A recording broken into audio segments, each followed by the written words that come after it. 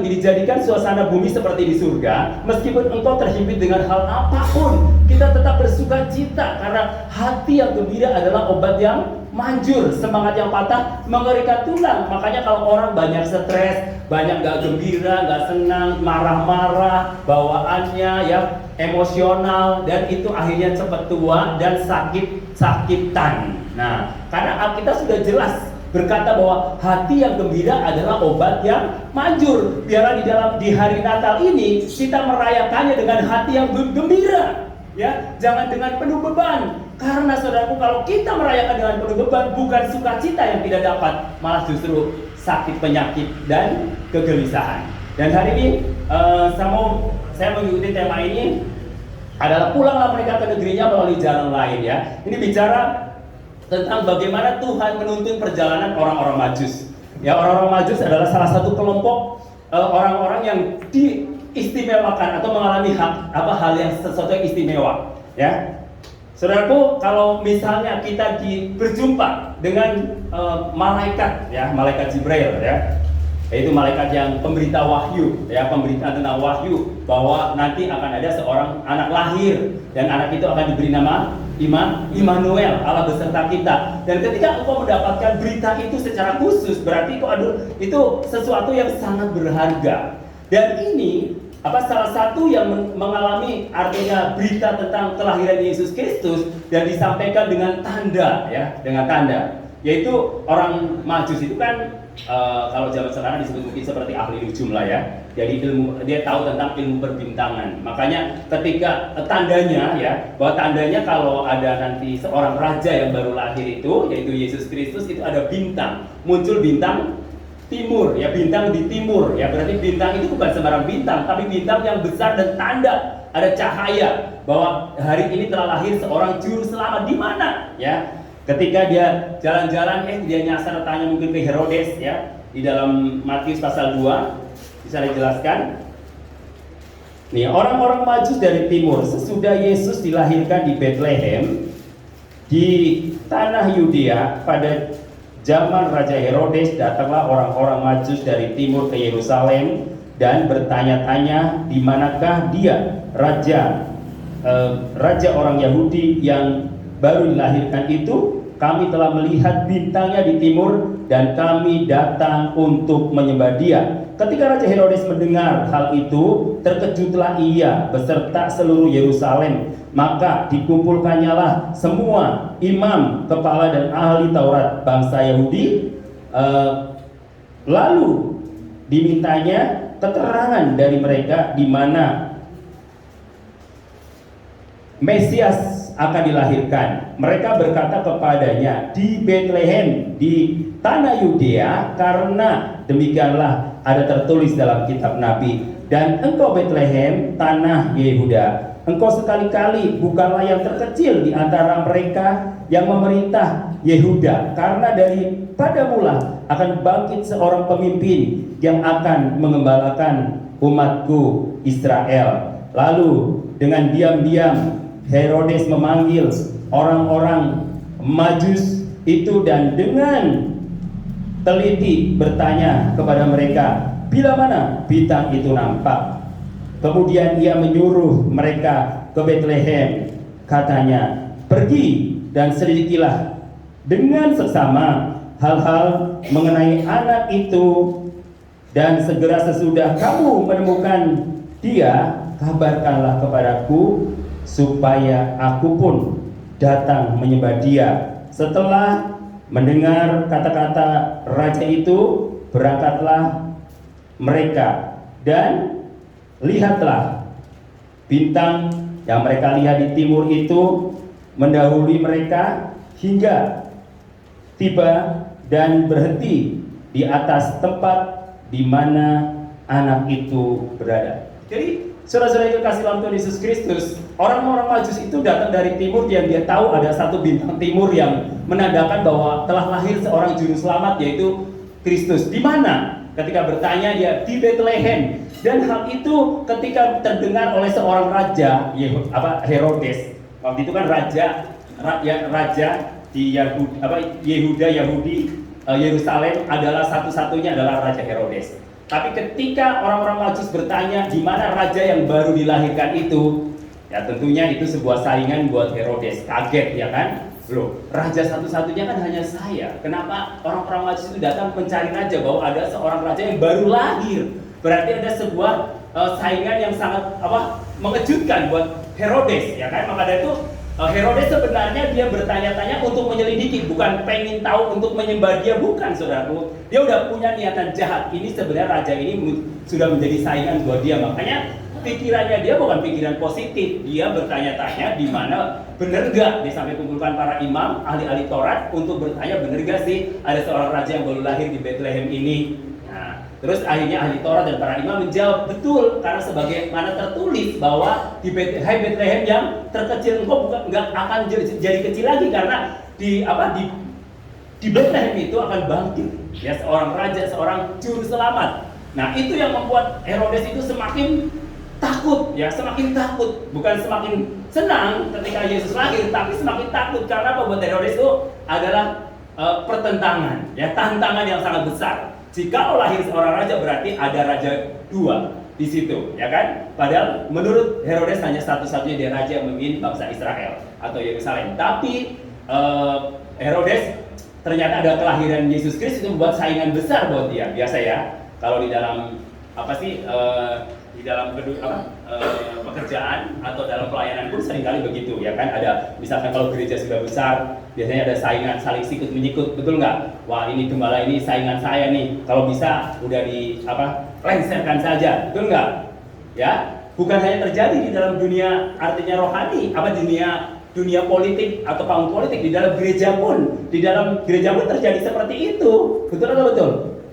Ya mungkin kalau gereja kecil nggak ngalamin, karena yang mau direbutin apa, betul nggak? Betul nggak? Coba kalau yang uangnya sudah triliunan, pasti rebutan, saudaraku.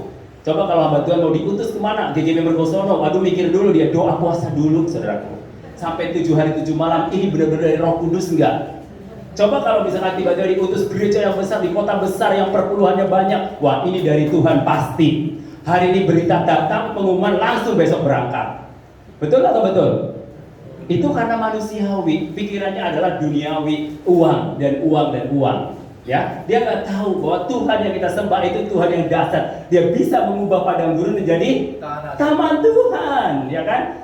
Dia bisa mengubah padang gurun menjadi taman Tuhan. Seperti Abraham, ketika Abraham melihat, ya kan, suruh pergi meninggalkan daerahnya, dia oleh Tuhan, yaitu tanah Sodom dan Gomora dan lembah Yerusalem. Dia pilih yang mana, ya kan, suruh pilih, ya kan. Waktu itu tanah yang dilihat oleh Abraham adalah tanah yang gersang. Tetapi yang dia karena baik, dia melihat dengan iman. Dia serahkan kepada Lot. Lot, lo pilih yang mana? Ya jelas lah. Lot karena dia otaknya sudah duit atau uang atau materi, pasti dia pilih Sodom dan Gomora yang berlimpah, yang artinya banyak, yang subur, ya kan, yang makmur, pasti nggak akan kelaparan, betul nggak? Nah akhirnya Abraham sisanya, ya kan, ambil sisanya. Tapi saudara punya kesalahan di dalam perjalanan itu, ya itulah perbedaannya. Orang yang melihat dengan kacamata iman dan orang yang melihat dengan kacamata duniawi, ya kan? Ketika orang melihat dengan kacamata iman, dia tahu bahwa Tuhan sanggup mengubahkan padang gurun menjadi taman Tuhan. Di mata manusia kelihatannya gersang, tetapi ketika Tuhan hadir, maka menjadi tanah yang subur dan luar biasa. Sehingga Abraham dan keturunannya, bahkan Ishak, dia semakin kaya, kian menjadi kaya, dan kian menjadi kaya. Berarti, saudara, kalau zaman sekarang mungkin dia sudah menjadi seorang triliuner, ya kan? Tetapi kenapa sampai hal terjadi ketika Lot dia pilih itu, akhirnya berakhir dengan apa? Kebinasaan. Itu pelajaran buat saya dan saudara, bahwa segala sesuatu jangan dilihat dari kacamata manusia. Kalau kita orang-orang beriman, kita harus lihat dengan kacamata orang beriman. Karena bagi orang beriman, apa yang tidak mungkin itu menjadi mungkin. Karena sebab bagi Tuhan tidak ada yang mustahil. Saudaraku, ya Tuhan keselamatan aja Tuhan berikan, surga aja Tuhan berikan, putranya yang tunggal aja Tuhan kasih. Dan apalagi hal-hal yang sifatnya jasmani itu buat Tuhan itu terlalu kecil, saudaraku, terlalu kecil. Maka dari itu kita harus belajar bahwa iman yang ada di dalam hati kita itu benar-benar menjadi iman yang bertumbuh. Ketika iman itu bertumbuh, maka membawa dampak yang luar biasa, saudaraku. Nah, saudara-saudara kekasih dalam Tuhan Yesus Kristus, bahwa ketika orang-orang Majus, ya, orang-orang Majus sudah bertemu dengan Yesus, sudah bertemu dengan seorang raja yang baru lahir yaitu Yesus. Apa yang dilakukan orang Majus? Dia datang dengan membawa harta kekayaan yang dia miliki, yaitu emas, mur, dan kemenyan. Dia bawa untuk apa? Sebagai korban persembahan. Dan dia datang untuk apa? Untuk sujud dan menyembah Yesus, karena dia tahu dia adalah seorang juru selamat. Dia adalah seorang raja di atas segala raja. Dia adalah Tuhan yang menjelma menjadi manusia. Maka dari itu iman yang ada dalam diri orang Majus, meskipun dia orang-orang pintar, tetapi meletakkan iman di atas segala-galanya. Maka dia tidak berjalan dengan tuntunan bintang di timur itu, dan dia bertemu dengan Yesus. Apa yang dia lakukan? Dia datang menyembah, dia persembahkan apa yang dia miliki sebagai tanda ucapan syukur dan sukacita dan bersorak-sorai karena Kristus telah lahir di hari itu. Nah, itu cara penyambutan orang-orang Majus, bahwa dia begitu gembira, semangat untuk mencari atau bertemu dengan Yesus. Ada antusiasme, ada semangat yang bergelora. Dan ketika dia sudah bertemu, maka malaikat Tuhan beritahu, jangan kamu lewat kembali kepada Herodes untuk memberitahu bahwa Yesus ada di sini. Kenapa, saudaraku? Karena malaikat sudah tahu akal busuknya Raja Herodes. Makanya dikasih tahu, kamu ambil jalan lain, ya. Kata lagu Roma Irama kan, banyak jalan menuju Roma, betul nggak? Ya, banyak jalan menuju Roma. Jadi ada alternatif, ya. Alternatif, misalkan saudara mau kemana nih? Mau ke Kebumen, ya. Ada jalan Raya Gombong, ada jalan selatan, ya kan? Ada alternatif. Macet di sini, saudara pindah. Kan saudara nggak mau mengalami kemacetan kan? Pasti ingin jalan yang lancar seperti jalan tol, ya. Nah, demikian juga orang-orang Majus dikasih tahu sama malaikat, jangan lewat sini lagi, karena kalau lewat sini lagi kamu mampus, ya kan? Pasti dibunuh lah, pasti mungkin ditanya-tanya, dan otomatis orang Majus nggak mungkin berbohong, pasti dikasih tahu bahwa Yesus ada di sana. Maka dari itu dia bilang bahwa pulanglah mereka ke negerinya melalui jalan lain, ya. Jadi saudaraku, orang yang dekat dengan Tuhan, ya, selalu Tuhan berikan jalan keluar meskipun ada pencobaan, meskipun ada tantangan. Karena tantangan itu pasti Tuhan ada jalan keluar. Nggak mungkin nggak. Tuhan izinkan tantangan, izinkan masalah terjadi, pasti selalu ada solusinya. Betul? Ya. Makanya saudara, kalau lagi masalah jangan pergi ke Pegadaian, ya kan? Lalu Pegadaian bilang, Pegadaian mengatasi masalah tanpa masalah. Siapa bilang kalau nggak ditebus semakin numpuk bunganya, semakin ruwet, ya betul nggak? Nah, saudara, pada kalau suka tergoda, ya kan? Kalau Pegadaian itu mengatasi masalah tanpa masalah. Setuju? Enggak tuh, kecuali datang, nggak usah bawa harta kita, langsung dikasih uang, itu baru mengatasi masalah tanpa masalah. Ini kita gadaikan emas kita, kalau nggak ditebus ya udah lebur, ya kan? Kita rugi, malah semakin ruwet, ya kan? Kalau nggak ditebus bunga kita semakin tinggi, ya, kita susah nebusnya, maka semakin tertekan. Maka dari itu saudaraku, kita sebagai orang beriman itu harus benar-benar sepenuhnya mengandalkan Tuhan 100%. Alkitab berkata bahwa terkutuklah orang yang mengandalkan manusia dan diberkatilah orang yang mengandalkan Tuhan.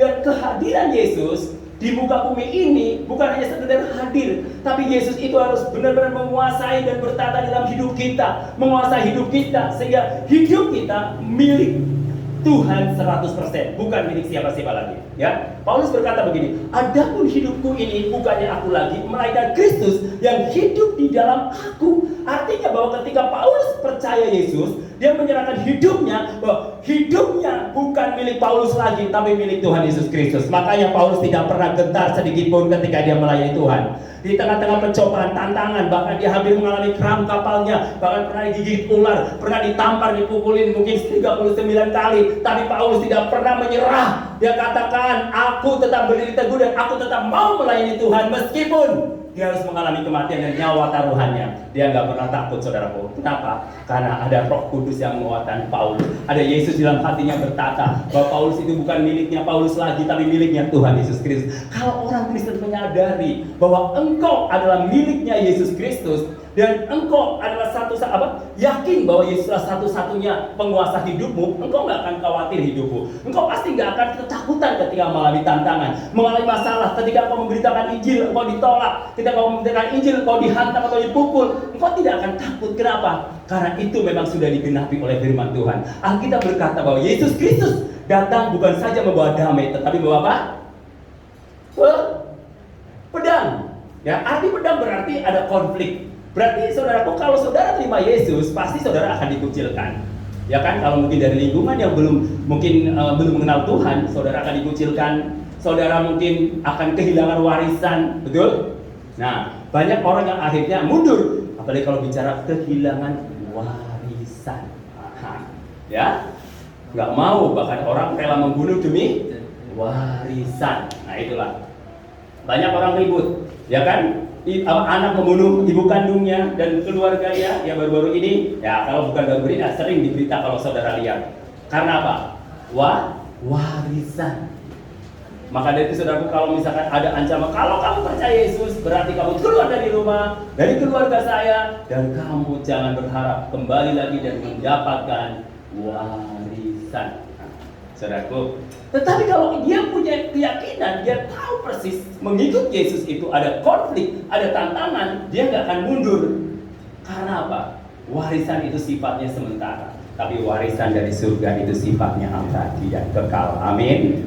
Jadi saudaraku yang kekasih dalam Tuhan, ketika kita meletakkan diri kita kepada Yesus Kristus, bukan perkara-perkara dunia lagi yang menjadi pedoman utama kita. Ya, sekali lagi katakan ya, bukan perkara-perkara dunia menjadi pedoman utama kita, kebenaran firman Tuhan. Kalau orang berpegang pada kebenaran firman Tuhan, itu kebenaran itulah yang memerdekakan kita.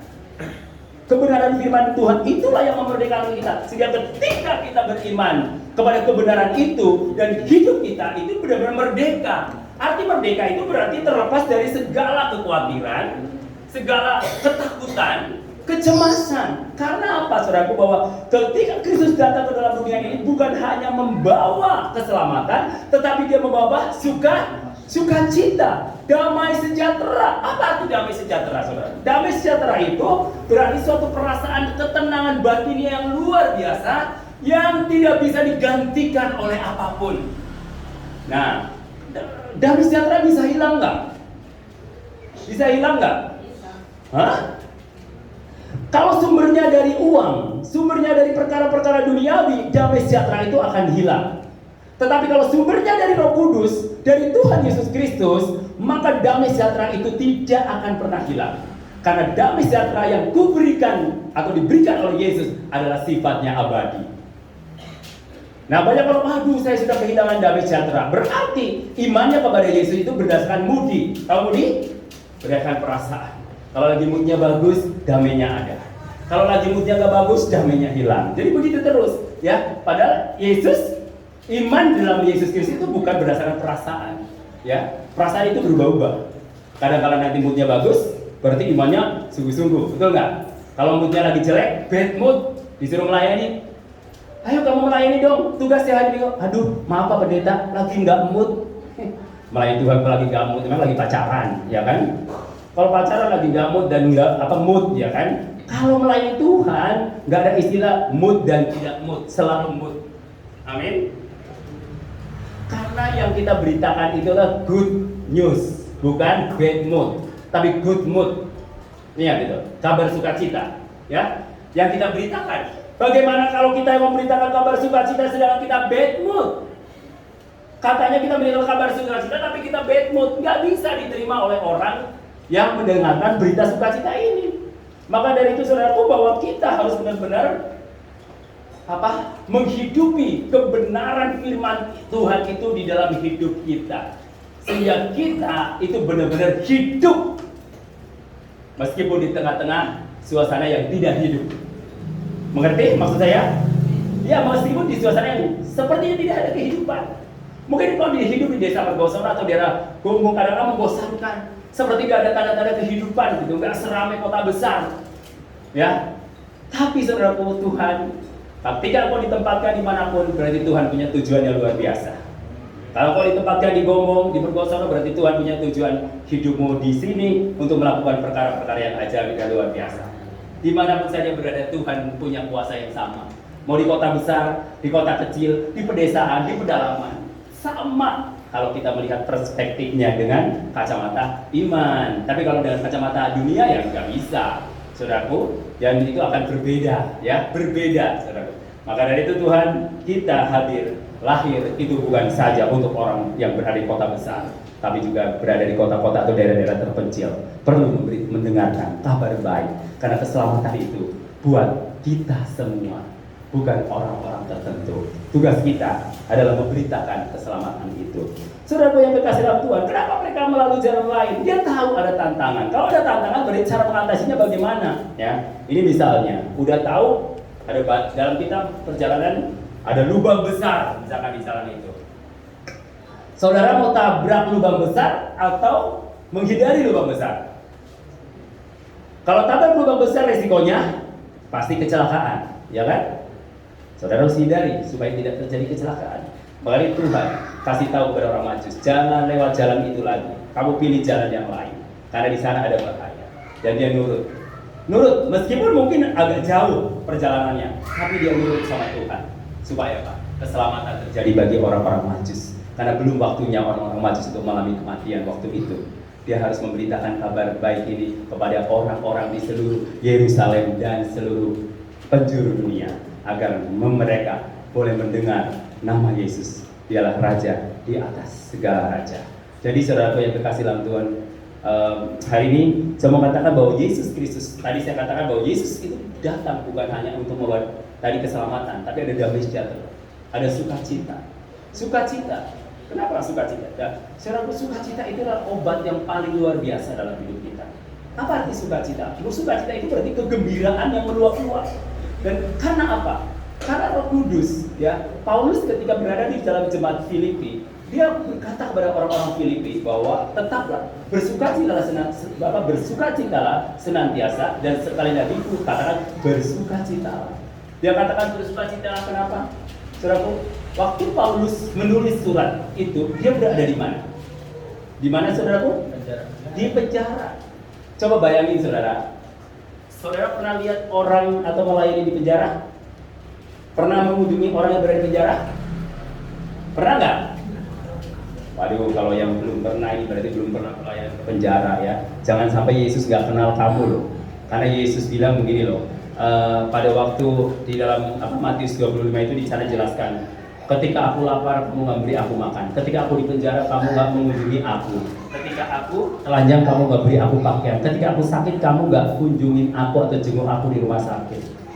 Tuhan, orang itu bilang, Tuhan, kapan aku lihat kamu sakit, kapan lihat kamu aku di penjara, kapan aku lihat kamu telanjang, kapan aku lihat kamu kelaparan. Dia katakan begini, ketika engkau melakukan kepada saudaraku yang paling hina, engkau sudah melakukannya untuk aku. Dia bilang, aku tidak mengenal kamu. Kagetlah, ya. Ini orang yang mungkin dia seorang majelis atau seorang yang aktivis, ya kan, kaget. Kenapa? Ternyata dia nggak kenal, Yesus nggak kenal dia. Kenapa? Gaya hidup Yesus nggak diikuti. Dia hanya mengikutinya secara seremonial aja, hanya seremonial. Atau seremonial hanya ibadah dan ibadah dan ibadah. Ibadah itu, saudaraku, adalah untuk kebutuhan kita, bukan kebutuhan orang lain. Kalau melayani itu untuk orang lain. Ya, hidup kita diciptakan bukan untuk diri kita sendiri, tapi juga untuk orang lain. Makanya Yesus mati di atas kayu salib, lambangnya adalah cross. Ya, cross berarti ada vertikal, ada horizontal. Vertikal berarti hubungan kita dengan Tuhan, dan dibuktikan dengan sesama. Engkau berkata bahwa kamu mengasihi Tuhan, tetapi engkau masih punya musuh, masih benci dengan saudaramu, temanmu. Bullshit, ya saudara. Ingat, firman Allah berkata, barang siapa yang tidak mengampuni orang yang bersalah kepada kamu, maka Bapamu di surga juga tidak ada akan mengampuni. Kalau tidak ada pengampunan, bisakah masuk surga? Kagak, saudaraku. Karena orang masuk surga itu dosanya sudah di-clearkan oleh darah Yesus. Yesus memberikan pengampunan kepada kita itu secara cuma-cuma. Cuma kita kadang-kala manusia suka tahan gengsi, harga diri kalau kita mengampuni. Padahal Yesus memberikan pengampunan kepada kita secara gratis, free of charge, dan kita tidak pernah dituntut atau dipungut biaya. Tapi kita kadang-kadang manusia itu suka gengsi dan gak mau berikan secara cuma-cuma. Nah, ingat saudara, kembali kepada Alkitab. Sudahkah engkau melakukan itu? Kalau engkau belum melakukan itu, jangan sampai nanti ketika Yesus datang, kamu gak dikenal sama Tuhan Yesus. Sedih banget. Engkau sudah menjadi orang minoritas menurut ukuran dunia ini, ya kan? Dikucilkan. Tapi akhirnya engkau tidak dikenal oleh Tuhan Yesus karena engkau tidak mengenal Tuhan Yesus secara pribadi. Dengan apa yang saudara kerjakan di muka bumi ini. Kenapa Tuhan belum kita panggil pulang ke Bapa di surga? Karena kita tugasnya belum selesai. Masih banyak hal yang harus kita kerjakan. Saudaraku, Yesus lahir. Dia bukan hanya membawa damai sejahtera atau keselamatan, tapi bawa damai sejahtera, bawa sukacita, dan bawa hidup yang berkelimpahan. Yohanes 10:10 katakan, pencuri datang untuk mencuri, membunuh, dan membinasakan, tapi Yesus datang untuk memberikan hidup yang berkelimpahan. Artinya kelimpahan itu apa, saudaraku? Kelimpahan bukan saja diukur dari materi. Materi itu adalah bonus. Tapi kelimpahan secara batinnya itu damai yang luar biasa. Damai sukacita yang luar biasa yang dunia tidak bisa berikan kepada kita. Ada lagu yang mengatakan kan, ke gunung tinggi ku naik mencari damai. Ke lembah curam ku turun mencari damai. Namun akhirnya damai tiada ku dapati juga, kecuali hanya di dalam Yesus Tuhan. Betul nggak pujian itu? Dan mengaminkan nggak? Betul? Ya. Kecuali hanya di dalam Yesus Tuhan kita bisa mendapatkan damai. Kelimpahan bukan hanya secara materi. Kalau ada materi berkelimpahan berarti itu juga bonus dari Tuhan, kita bersyukur. Dalam kekurangan pun kita bisa bersyukur. Kenapa, saudaraku? Kalau kita bersyukurnya hanya dalam kelimpahan, orang yang kenal Tuhan juga bisa. Kita bisa, haleluya, memuji Tuhan dengan sorak-sorai ketika kita hidup berkelimpahan. Bisakah ketika kita dalam kekurangan kita tetap menyembah Tuhan, memuji Tuhan dan katakan haleluya, thank you Jesus, terima kasih Yesus, matur nuwun Gusti Yesus, Engkau sudah luar biasa dalam hidup saya. Dan ketika kau bisa berkata seperti itu di dalam kekuranganmu, berarti engkau adalah orang Kristen yang hebat dan luar biasa. Karena kalau kita berkata thank you Jesus ketika kita dalam mungkin sehat, mungkin uang kita banyak, itu mah biasa, ya. Orang yang nggak kenal Tuhan bisa nggak? Bisa juga. Makanya harus ada perbedaan, ya. Harus ada perbedaan antara orang yang sudah kenal Tuhan dengan orang yang belum kenal Tuhan. Dan kita bisa bersyukur selalu. Di dalam Alkitab katakan 1 Tesalonika 5, mengucap syukurlah di dalam segala hal. Sebab itulah yang dikehendaki oleh Kristus Yesus Tuhan kita di dalam hidup saya dan saudara. Karena dengan mengucap syukur, maka ada mujizat yang terjadi. Dengan mengucap syukur, ada berkat yang akan datang, saudara. Ketika kita berdoa, Tuhan menjawab. Ketika kita percaya, ya, ada mujizat terjadi. Ketika tidak bersyukur, ada berkat yang tercurah dalam hidup saya dan saudara. Kenapa ya Tuhan ngajarin seperti itu? Karena biar kita terus tenang dan kuat, berdiri teguh dan tidak tergoyahkan dalam segala situasi dan kondisi. Apapun persoalanmu, apapun tantanganmu, mari kita belajar seperti orang Majus. Yang orang Majus, dia datang menyembah Tuhan, ada pembelaan yang dari Tuhan. Ketika dia dalam bahaya, Tuhan katakan kamu harus melalui jalan lain untuk pulang, jangan kembali ke jalan yang sama. Ininya apa? Bahwa orang-orang Majus itu sangat diperhatikan oleh Tuhan, karena mereka adalah biji mata Tuhan. Saya percaya apa yang terjadi dan dialami oleh orang-orang Majus dan akan dialami juga oleh Bapak Ibu saya sekalian di tempat ini dan di tempat-tempat yang lain. Ketika dalam bahaya, ketika Tuhan izinkan persoalan terjadi, pasti selalu ada jalan keluar seperti yang dialami oleh orang-orang Majus. Haleluya, Tuhan Yesus memberkati. Mari kita bangkit berdiri.